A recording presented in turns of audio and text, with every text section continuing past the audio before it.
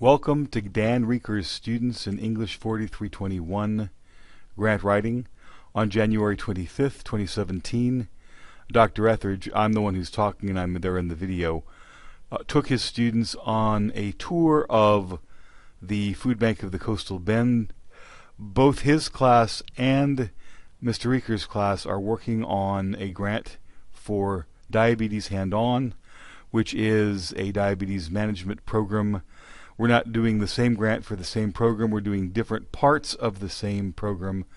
And so because it's an online class and it's difficult for you all to get to the food bank, we thought it would be a good idea for you to get a chance to participate in the tour of the food bank, see some of the people, and learn some things about the organization. So here it goes. We're here at the food bank, walking in with Heather and now Adam. Just some examples of what TAMUCC students have done working with the food bank. This building here, when we originally began working with the food bank, didn't exist. And I'm going to just call your attention to a couple of grants here. The grant from the Meadows Foundation for $160,000 and the grant from the Kennedy Foundation for $25,000 were both TAMUCC written. So this building that we're in is literally financed partially by TAMUCC student grant writers. So,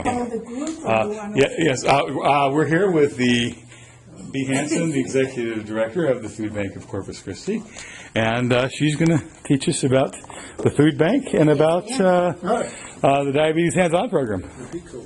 There you go. So. He is so funny. Last time he put the camera on the table, he's sitting on the side and the camera is facing me and I'm talking and I'm answering his questions. And then he has to say something, so he gets his head in there. Anyways, well, I hope this is the whole group. Yes, we can get going. It is, yeah. Okay, well, welcome to the food bank. We are very excited that you guys are willing to help us with a grant for the Diabetes Hands-On program. For some reason, that's one of the best programs we've ever had. And for some reason, it's hard to get funding for it.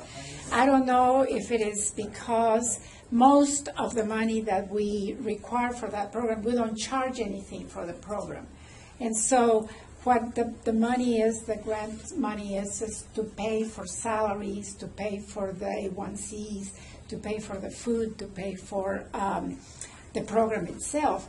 And unfortunately, a lot of the foundations don't like to give you operational money. They prefer to see the people are receiving the food or whatever. So it's easy for us to get food for the diabetes boxes, which we call them healthy boxes, with diabetes-friendly food, because that's going to go to the people that need that kind of food. But when it comes to paying for the program, that is the difficulty. So we're hoping that you will be able to have a successful grant or grants.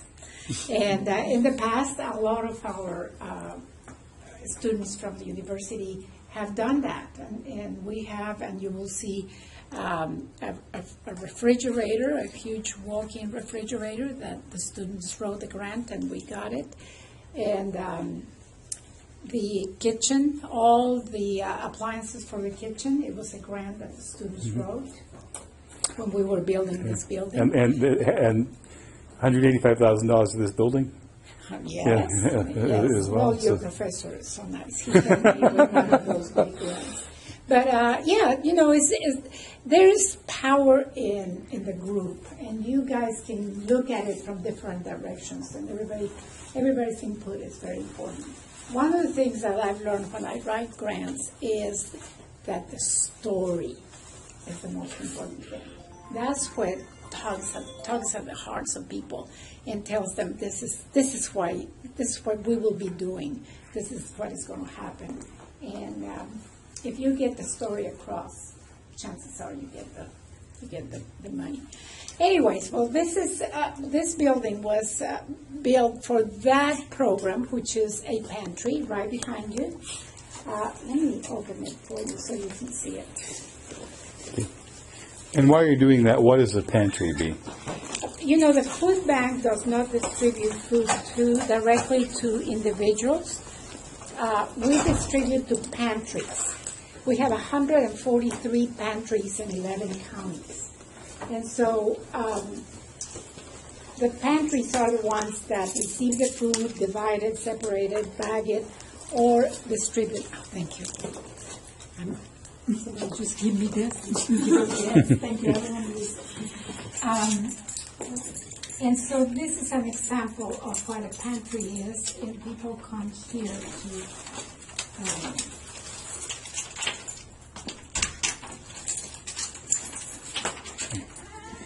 And while the students go in, what's different about this pantry than a lot of the other pantries that people might experience? This pantry is a shopping pantry. This resembles a grocery store. So people walk in and they grab a basket and they can walk around this place and they can take the food that the family likes. There's a lot more dignity to do that instead of just somebody sort of bring you a bag of food and give it to you. Yeah, a lot of pantries, for example, the one run out of my church, it's basically you show up and you're given a box, but which is great, and that's the families together are grateful with.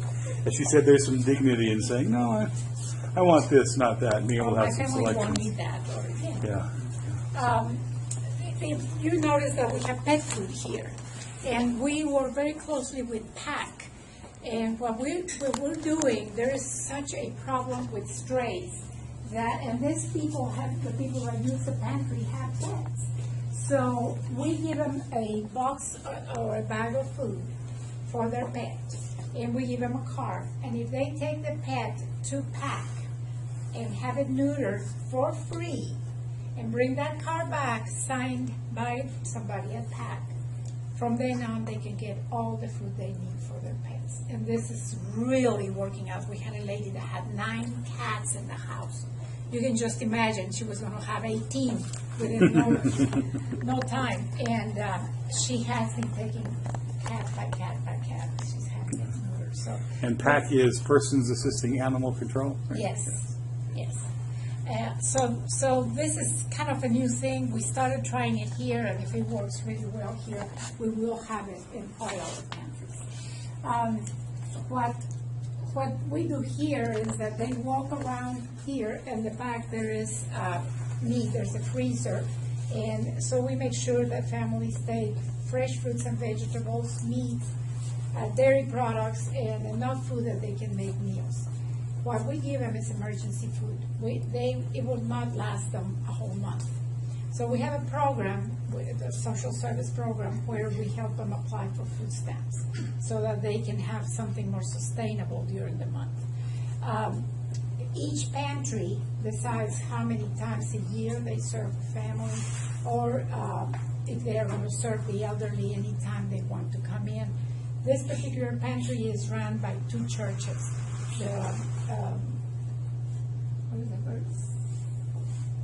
Arlington Heights Church of Christ down the road on Tuesdays, and First United Methodist Church on Fridays.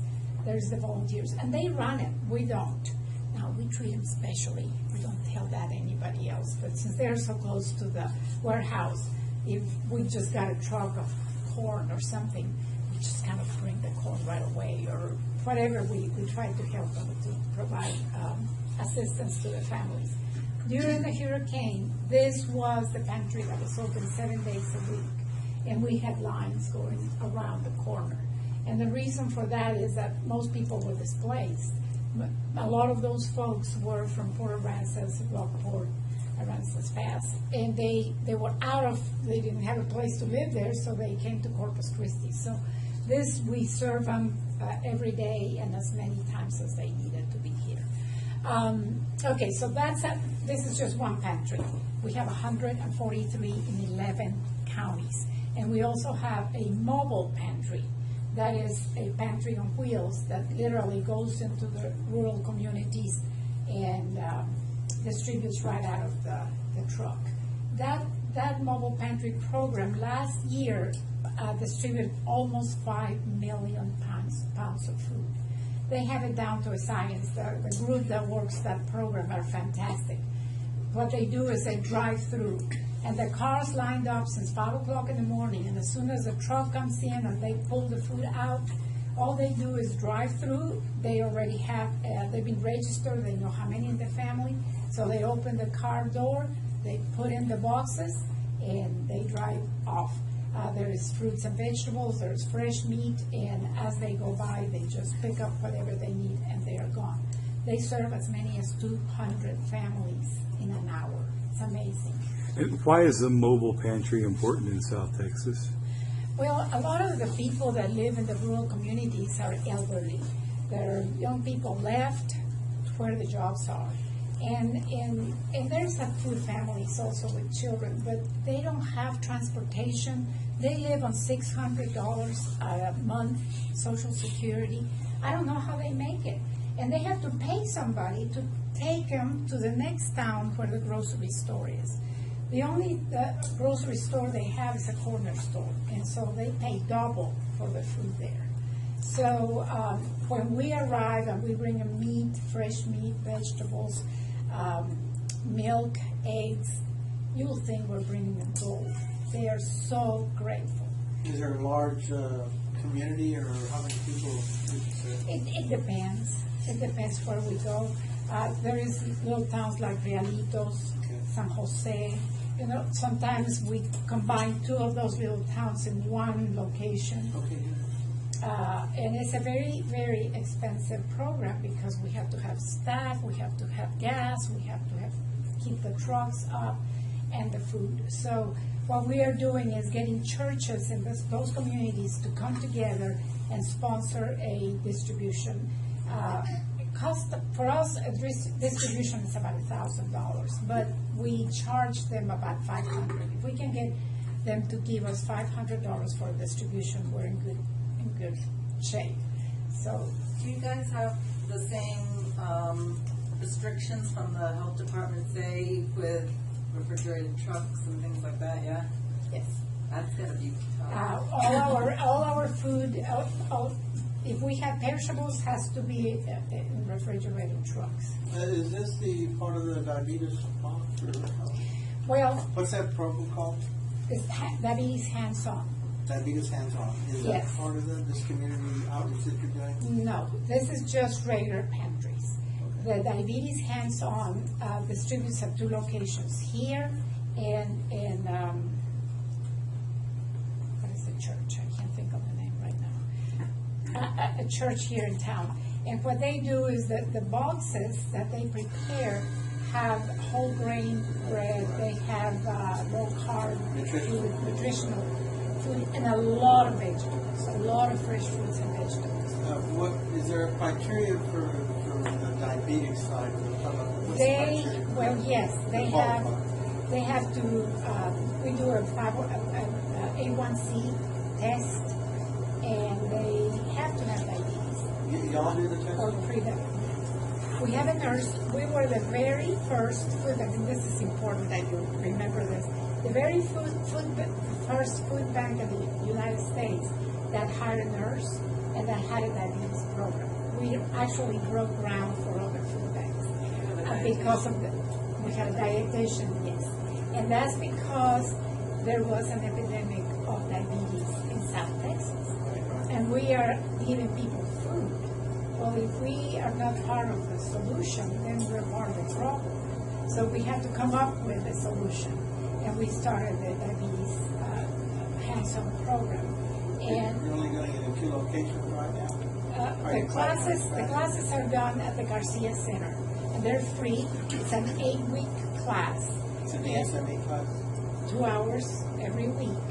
And what we have done is a very, very good program. And you can attend it just to see the classes, and I recommend that you do that. But what we have done is broken down into small pieces the different aspects of managing the disease. My husband has diabetes, and when he was diagnosed, the doctor told us we had to go to this class at the hospital, and they had this table, and it was full of different samples and lots of information and papers and things, and they gave us a 1-hour crash course. And by the time I got out of there, I was more confused than when I first went in, because it was too much. But it changed our lives. We started reading the labels. We started being careful. We started counting carbs. I mean, it was so different. And I thought, and it was more expensive. We couldn't buy just beans and rice and, And so I realized that we needed to help the people that were suffering from Who do you have that gives referrals to the program?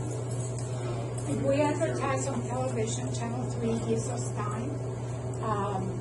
Word of mouth. We have gone to the doctors, and many of the physicians are referring. But unfortunately, not everybody is doing that. Now, one thing that we have been able to change, a lot of the doctors, when people will be diagnosed for the first time with diabetes, they will give them a diet. Here, this is a diet, and this is what we want you to eat. Nobody was testing or checking for food insecure. So if a family was food insecure, they tell me I have to eat this, I can't afford it. So now, as we have been educating the doctors, now the nurses and the doctors are checking and asking people about food insecurity. Terms you should know: food insecurity, food deserts. These are very much factors in what we're talking about doing. A lot of the communities, a lot of counties that they serve don't have grocery stores, and there's all kinds of stuff that I hope you'll do when you do the needs analysis. That the further you live from the grocery store, the higher at risk you are for a number of negative health outcomes, not just diabetes and so. These other 111 pantries I just talked about, what counties are they? We serve anywhere from Falfurrias all the way to Three Rivers, George West, and then on the west side, Alice. Alice and Santa Yes. Ana? It's the whole coastal bend. That's why we changed the name of the food bank, because it was Corpus Christi, and it's not so. We serve the whole coastal bend. How long is the program that once somebody gets referred? 8 comes to the weeks. doctor? 8 weeks. Yes, it's 8 weeks, but then we have reunion groups. So we never let them go. So they check their blood when they come in. At the end of the 8 weeks, they do another A1C. And then when they come back for reunion, they check them again. So we keep records for all these people that have taken the classes. And we now have data that we can share with doctors and with other people saying, it works, look at this. Do you require doctor's referrals for all your attendees now?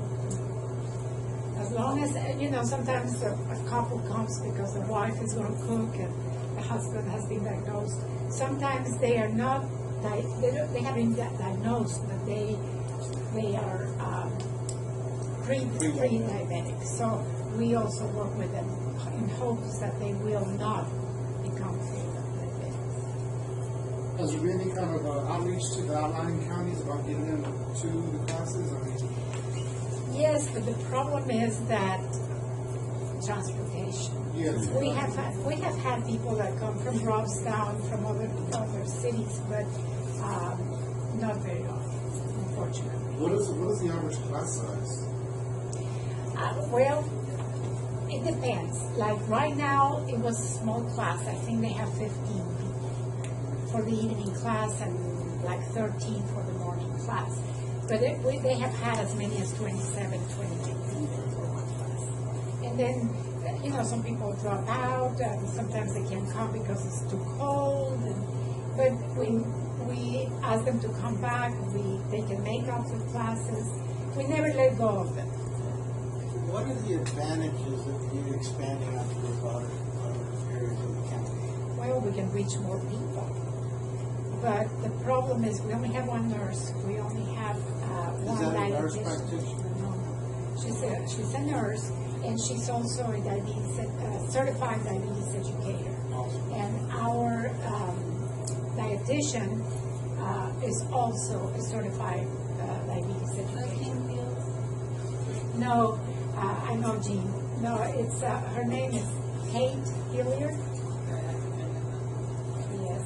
she graduated from the university. She's from Chicago, came to do her master's degree here, and the day she was supposed to come and do her practicum here, we lost our dietitian.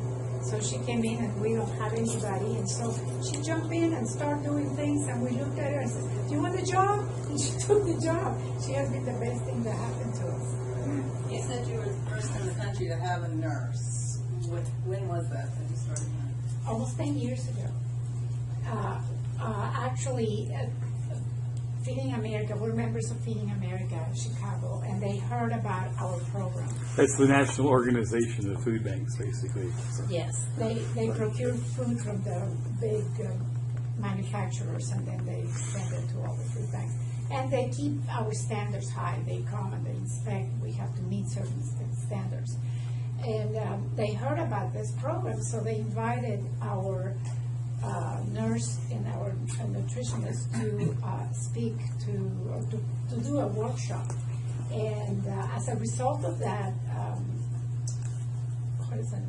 Bristol Myers Squibb. Yeah, Bristol Myers Squibb heard about it, and they gave Feeding America a $3 million grant to start other programs in the nation. As a result of that, we got some of those funds, and then 2 more food banks, one in California and one in Ohio, started a program.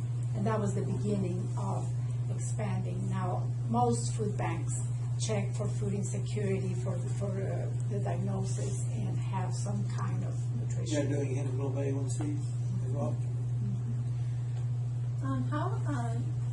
I heard that this program was actually very successful in helping people. Can you maybe tell us about that? Sure, and I wish Georgiana was here because she has 1,000 stories, but we judge success by people that lower their A1Cs. Right.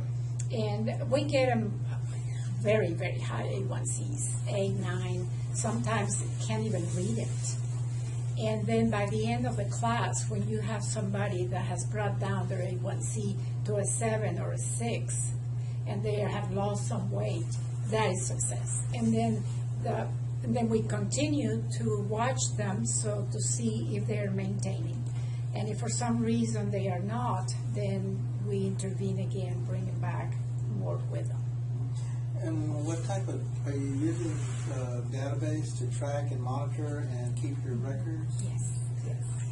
There is records here, and Georgiana, when you talk to her, and she will tell you, she has all those numbers and everything that she can share with you. Awesome. And the nice thing about this program is 10 years worth of data. Yes. Have you analyzed it to see what the largest group is that's of diabetic growth? I mean, okay, so I'm executive chef for CCISD, so I'm very interested in the kids. So Oh, no. have you noticed that childhood diabetes has been affected more than, or have you seen that uptick?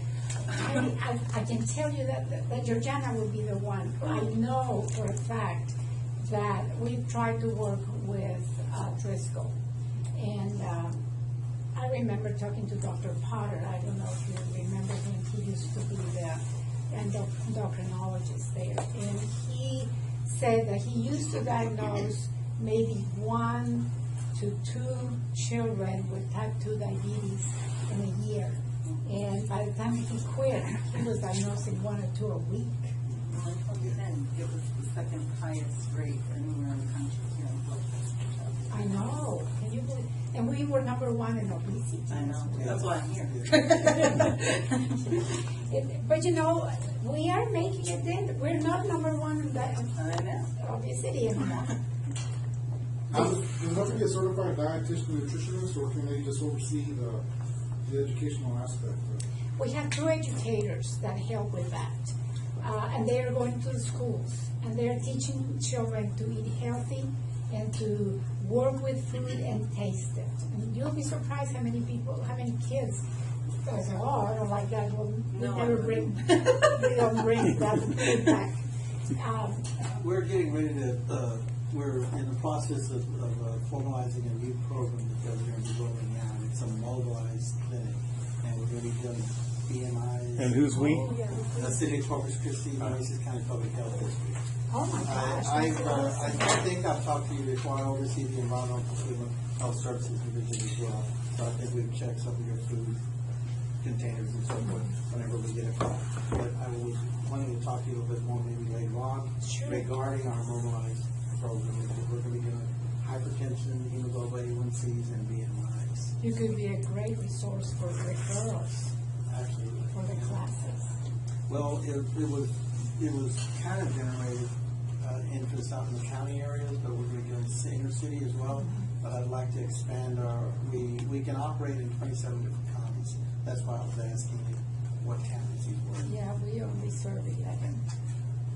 Well, they may all be in RHB for each Yeah, region. we could probably. If they are, then we can get in there. But, Right.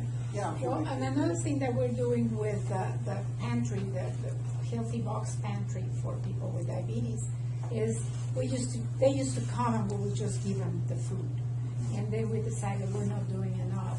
So we started doing classes. And so we do a very small, short version, but every time they come for food, they get a different aspect and they're learning something. And so our roof was destroyed in the building next door. And so all the front office was underwater. And so we are remodeling right now. But all the people that work there had to be moved to our kitchen, and I'm going to take you to the kitchen in a minute. And so they can't do the classes right now because that's where they will sit down and they'll do a class and then check their A1Cs and then give them their food. I'd be interested in maybe providing staff to do your classes. We have 4 CHWs that are certified by Stanford standards for the DSME education classes. That'd be great. And we're doing classes Maybe we right can now. expand. That's why I was asking, are you interested in expanding? 'Cause Sure. that's what we're wanting to do. We're wanting to add more classes into rural county areas where we can reach more people. But, everything we're doing is what we researched and looked into, and that's why we invested heavily. One thing that we in do for the classes also is that we cook a meal. Yeah. we And do that. so that way people can learn portion control, they can know how to count carbs, and they practice. And if you feed them, they will come. Yes, yeah, that's an incentive, yeah. We're giving, You need a mobile kitchen to take out, Yeah. get the teachers and do it. Yes, I was yes. gonna ask you another question. Do you have to? Are you competing with anybody else for these grants locally? Because I know Texas A&M College Station has a program where they have a diabetes program, and I don't know who funds them, but they operate out of the Educational Service Center. Oh, yeah, downtown. they have it here too. So I Yes, don't know we if do. you compete with them too for funds. We do, but their classes are very different than ours. Yes. Yeah, and also with the health department, they were doing some classes or something, and they had some funds, and we didn't get any of that, but, we keep on trying. Yeah. Well, I was just wondering how you said that, some, they don't like to do, cover operational costs. And when I take a look at them, and I've been there before, I've taken a class with them before, it's such a big building and. It's and they have operational. and they have, Well, yes, yes, they have 3 or 4 staff, and I'm like, oh, okay, well, that's a lot of staff that you have to. If I might just not even intervene, but just throw out, as a grant writer, one of the things that you need to identify is why your program or the program you're trying to fund is different, unique, special. And there are a number of reasons that this program is. I don't need to be a salesperson, but first of all, its effectiveness. It is. If you just look at the actual results from the A1C, it's the results are so good that initially doctors thought they were faking them. Because A1Cs don't come down that much. But it's because it's broken up over a period of time rather than the one-day class. It's because there's a combination, they combine information with cooking, exercise, and Stress management. stress management. And they also look at the whole person, not just not just the diabetes aspect of them, and they involve family members. And you'll find out this morning, maybe get some more questions and things like that. But these questions that you're asking are really good, but they point to information that you can use to, I hate to use the term sell, but to say, you know, you really should give us this money rather than this other organization, because we have this unique program and we can prove that our results are better than other people, you know, so.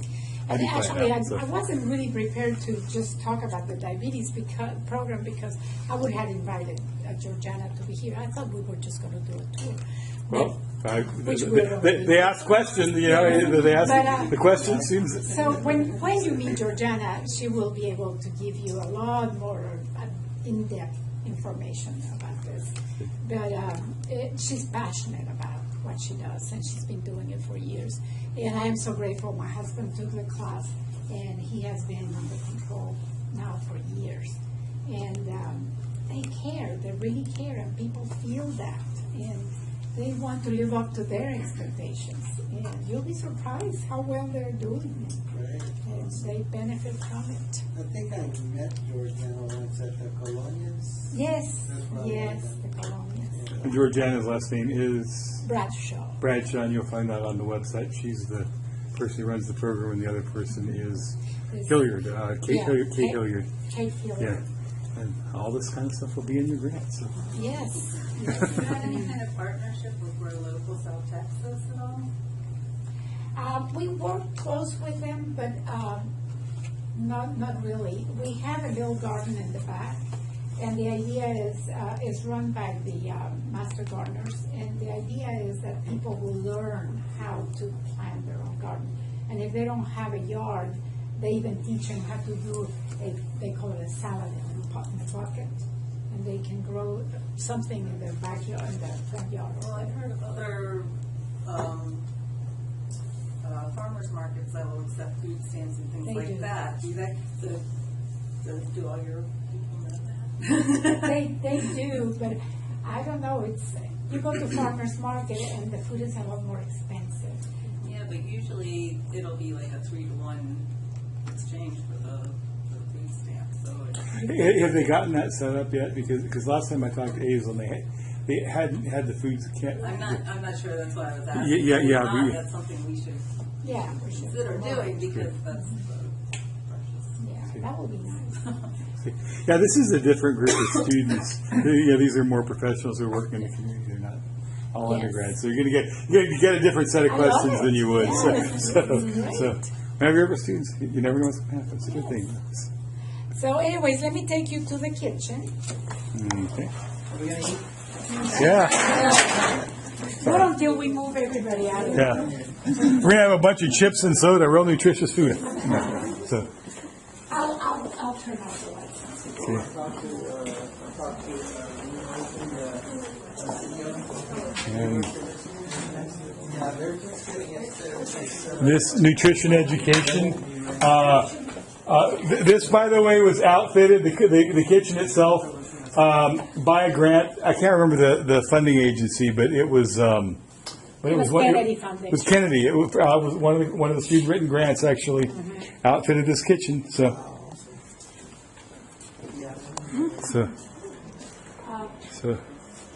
This is where we teach it, nutrition education. We have summer camps for kids. We have different groups of people that come to take the classes here. But as you can see, we have to move everybody here from their office. This is Hurricane Harvey special right here. Office in the kitchen. So, Yes, this is the results of the disaster. This takes time.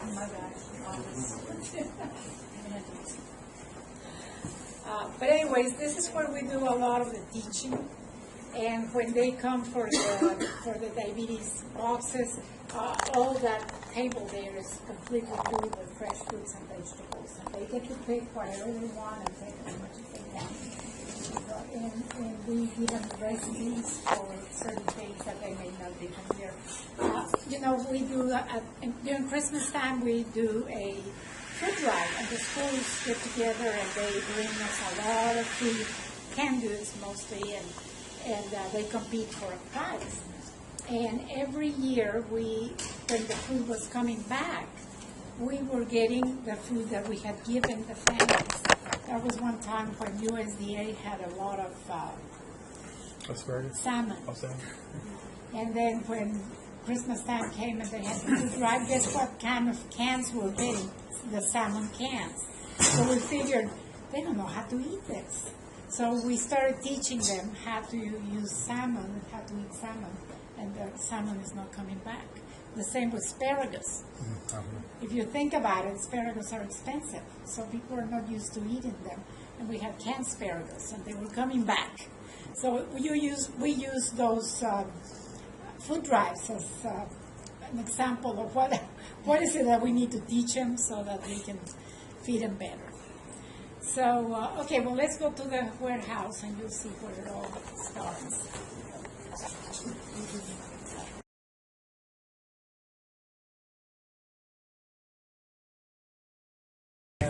You're going to be the first ones to see our new office space on that picture. Okay. Oh, it's open. You're like the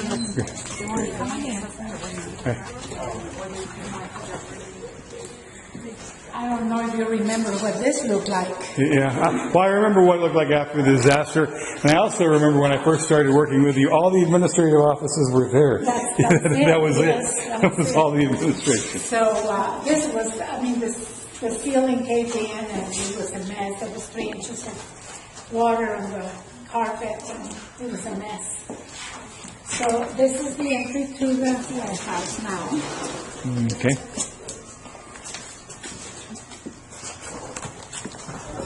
Thank you. I know you patiently have been waiting for us. Thank you. How's it going? I'm Chuck. Al Moreno. Nice to Al meet you. Moreno, and what's your role, Al? I'm the warehouse receiving manager. All right, great. Well, thank you for being here late. We know we're keeping you past your time. He So. waited for us to go. So- We normally close at 8 o'clock, but because we hadn't had very many volunteers at night, and it gets dark, so we decided to close at 7 until the time Daylight changes. savings time. We'll go back to 8 o'clock. To 8 o'clock, but he was very kind to wait for us. So this is, as you can see, we are full. All of this is still food from the school. Show you Christmas back. Oh, yes, ma'am. Okay, so this is the area where they put all of this into boxes and inspect. As you can see, every can, every box, everything that we get here has to be inspected. And if it's dented in certain ways or air could have gotten in or the boxes have been opened, we have to throw it away. One of our biggest expense is the landfill because we have to throw away a lot of stuff. But our warehouse is very small. When I started working here 20 years ago, we were distributing 2 million pounds of food a year. This past year, we distributed, before the hurricane, 10 million pounds of food. And if you think about it, 10 million pounds of food came through these doors. And this year, because of the hurricane, in the first 2 weeks after the hurricane, we distributed 2 million pounds of food. So we know that we're going to distribute more than the 10 million. So we are hoping to start a capital campaign. We bought a piece of land, and hopefully soon enough, within 2 years, we will have a larger facility that will have a room for us to inspect food and box food, and we won't have to be working in the middle of the aisles because it's very disruptive. If they need to go and get something up there, they have to move all of this, and it's a waste of time. But right now, we do the best with what we have. If we walk this way, let me show you. This is what we inspect. So I'm just trying to understand your process here. So the food comes in, it's either from donations or where else do you get your food? Most HEB send us truckloads of 18-wheelers of food a month, sometimes 3. Okay. And our trucks, our refrigerated trucks, go to all the H-E-Bs, Walmarts, Sam's, Target, Naval Air Station, Sprouts, and pick up perishables. You know that food, the perishable food, has a sell-by date and a use-by date.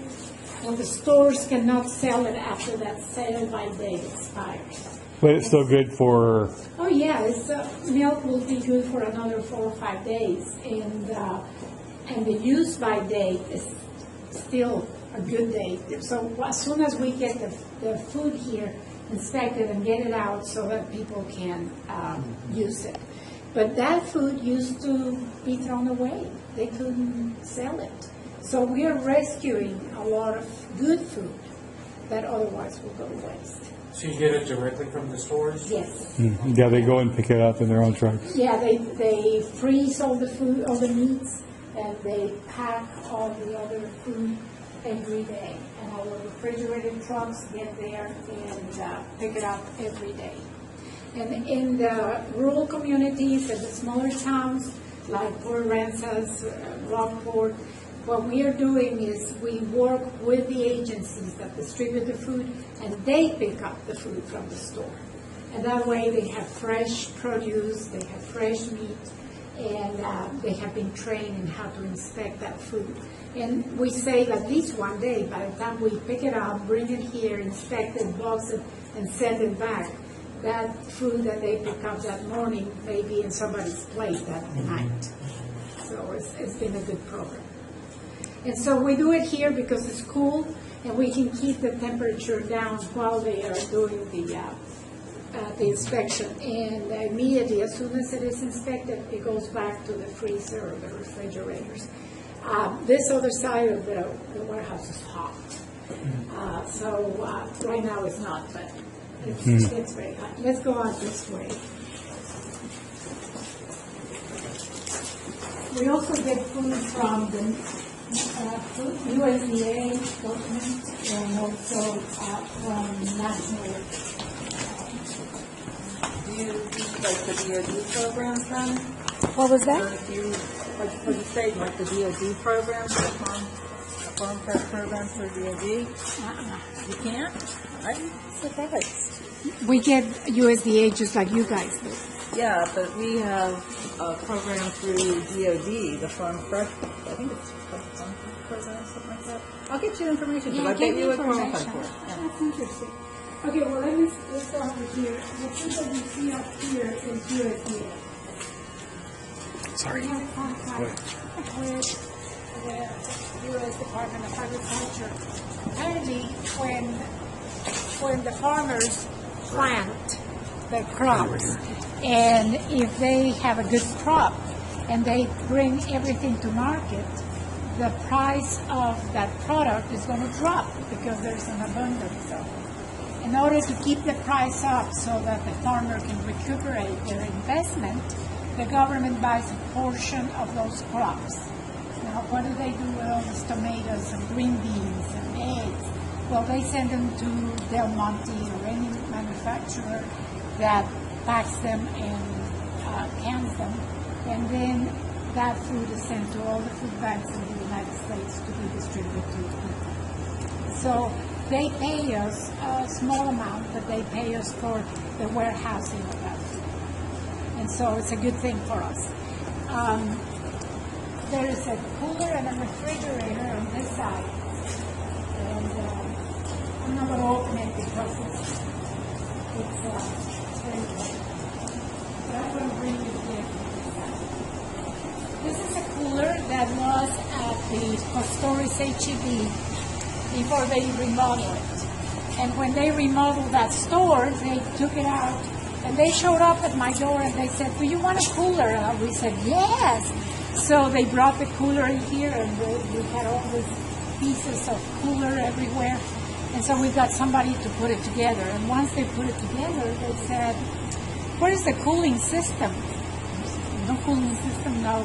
So I called them and they said, "Well, it was old. We figured that you would have to students have trouble with it. $30,000 later, we have this cooler. There's no such thing as a free food.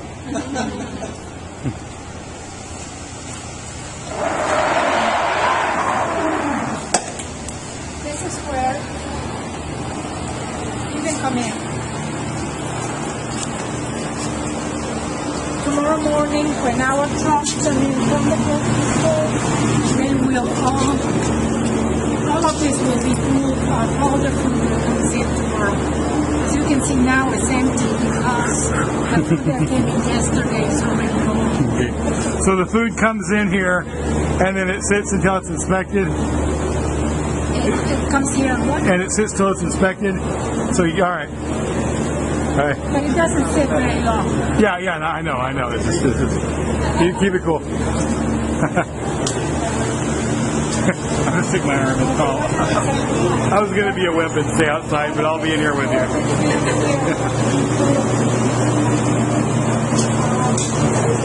What she's saying is all these coolers will be full of meat by tomorrow. So the food comes in here. Let me show you this. You can make sandwiches.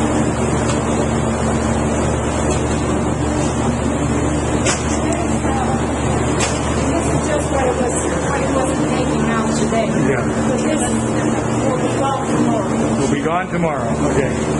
And all of this will be good again. All right.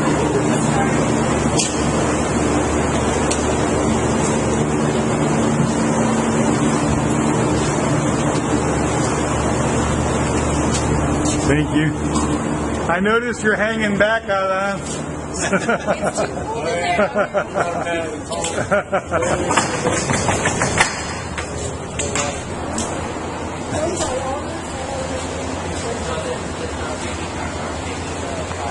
Yeah. This is produce. And in there's a freezer, yeah. This has already been inspected here. Nobody's probably going out tomorrow. Okay. And that over there is a freezer, and there is, we can put 2 truckloads of frozen food. She's saying that all this food is inspected and it's going to go out tomorrow. I'm not sure if that here you are. Are you required to have What do you have here? Is that a for tomatoes? Are you required to have a food manager? Yes. Oh, yeah. We have a food manager, but we all of us have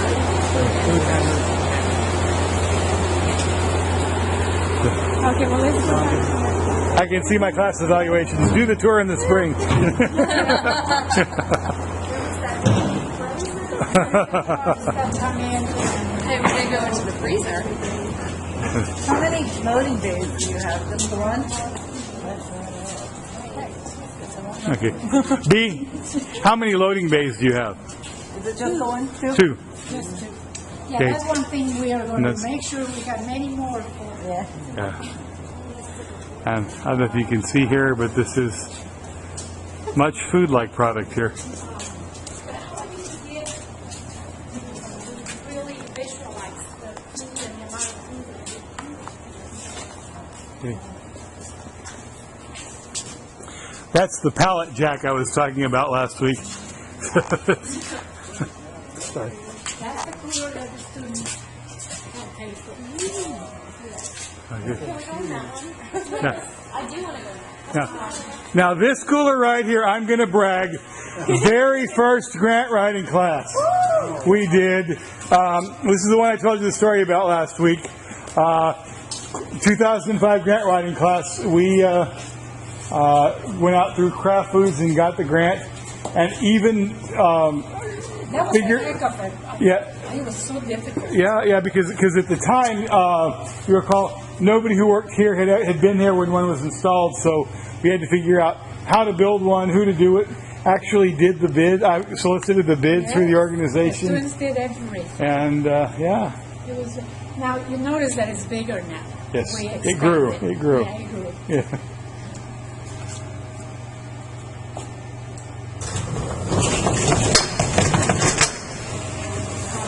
Now for fresh fruits and vegetables, and we make sure that we have plenty of that. possible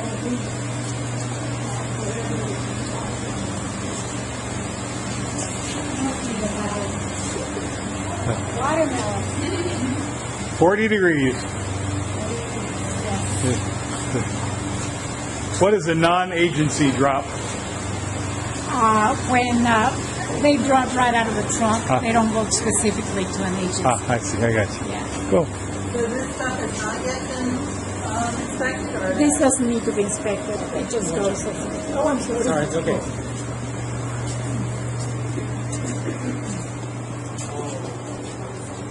Does that come directly from the stores or something? Yes, and that comes directly from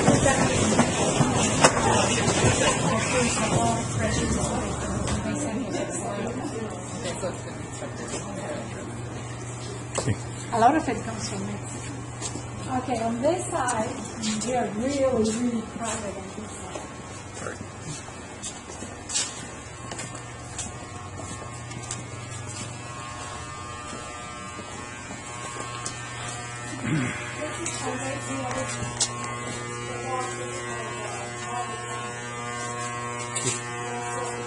This is where they assemble the boxes for the mobile pantry. Hey, I'm sorry, I'm just repeating what you're saying because I'm not sure it's being picked up for the recording. So, And what we do is they put those conveyors on all along here. They put the empty boxes, and then they start building the boxes, and then they pile them up over there. And those are the boxes that go in the mobile pantry. Family, you see the variety of just food, canned goods, drinks, coffee, anything that they may put into the box, cereals. And then in addition to that, we make sure they get fresh fruits and vegetables, meats, and eggs. Eggs is a nasty thing. You know, I mean, they're great, but they are nasty. When you go to the store and you are going to buy eggs, what's the first thing you do? You open it. Why do you open it? Because Make sure they're not cracked. that's right. And what happens if there is one that is cracked? They're all disgusting. And then what you do, you buy it? You put it back. So guess what happens to those eggs? There is 11 good eggs. One may be broken, but somebody has to wash them and repack it. Actually, I've volunteered here. You volunteer? in the past, yeah, And they stink. yeah, it's not fun. It's not fun. But imagine that. One broken egg, and we have a dozen eggs for a family. So that's a good thing. But it's nasty. yeah, it's less cost effective for the store to throw it away than it is for them to clean and wash it because of the labor involved. The So, labor involved. yeah, Yes, so they'll always throw it away if there's one. No, they will dispose of it, not throw it away, but they'll dispose of it if one's broken. Yeah. and that's what we do.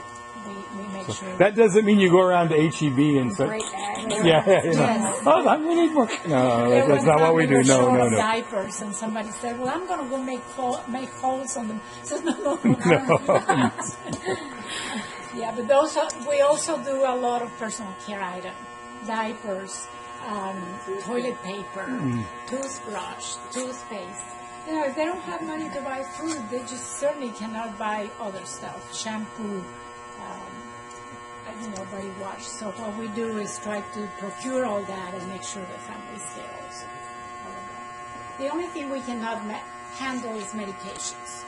At one time we did, but the regulations are so strict that it was just not worth it, and we have to let it go. So sometimes we get boxes with aspirins and things like that, and we have to throw it away.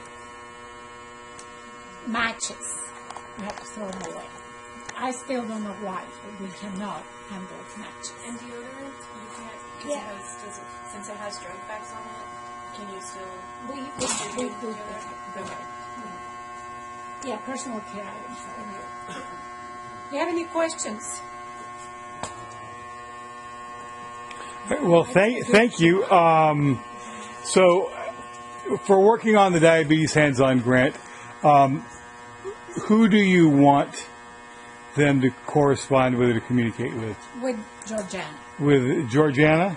Georgiana Bradshaw. She will, and she has all the statistics, she has all the numbers, and she has the stories. And that's what you need. Yeah. And she's the one who put that folder together. Remember that I put up on last week's daily agenda the stuff about the grant. She's the one who did that.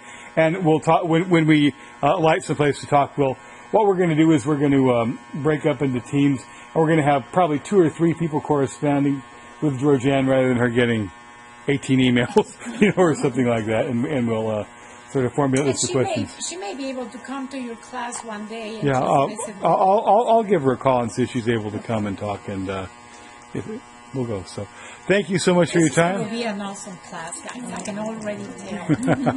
and thank you, sir, for giving your time. Yes, thank you, Al. And thus endeth the videotaped portion of our tour of the Food Bank of Corpus Christi.